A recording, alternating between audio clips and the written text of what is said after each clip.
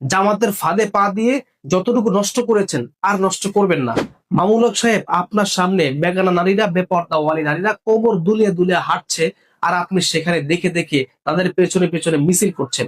এটা আসলে কি কোরআন এবং সুন্নাহ দিয়ে আপনি প্রমাণ করতে পারবেন?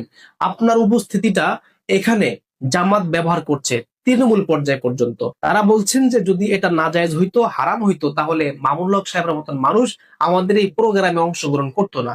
এই জবটা আপনি কিভাবে দিবেন? জাতীয় মসজিদ বাইতুল মোকাররমের মতো একটি জায়গায় নারীদেরকে এভাবে সিঁড়িতে বসিয়ে বসিয়ে প্রোগ্রাম করেছেন। একটু তো লজ্জাবোধ হওয়া উচিত ছিল।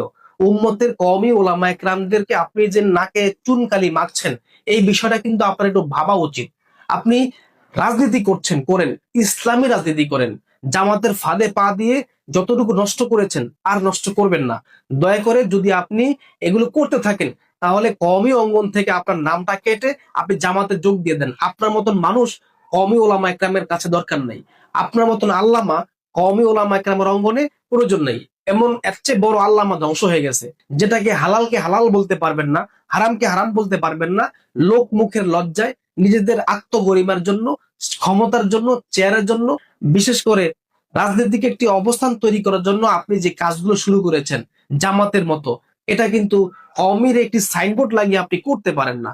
জামাতের ব্যাপারে আমার কোনো প্রশ্ন নাই, কারণ তাদের চরিত্র, তাদের কোন ইসলাম, মডারেটর ইসলাম নাকি মদিনার ইসলাম, এটা তারাই স্পষ্ট করেছে। অতএব তাদের ব্যাপারে আমার কোনো প্রশ্ন নাই। জামাত ইসলাম চাইলে জাতীয় মসজিদ বাইতুল মোকাররমের সামনে কেন, তারা ভিতরে নিয়ে এই প্রোগ্রাম করতে পারে, তাদের ব্যাপারে আমার কোনো সে নাই।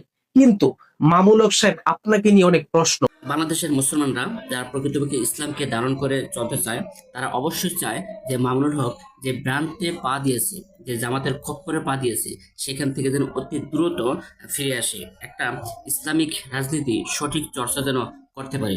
আমরা এজন্য অবশ্যই দোয়া করি।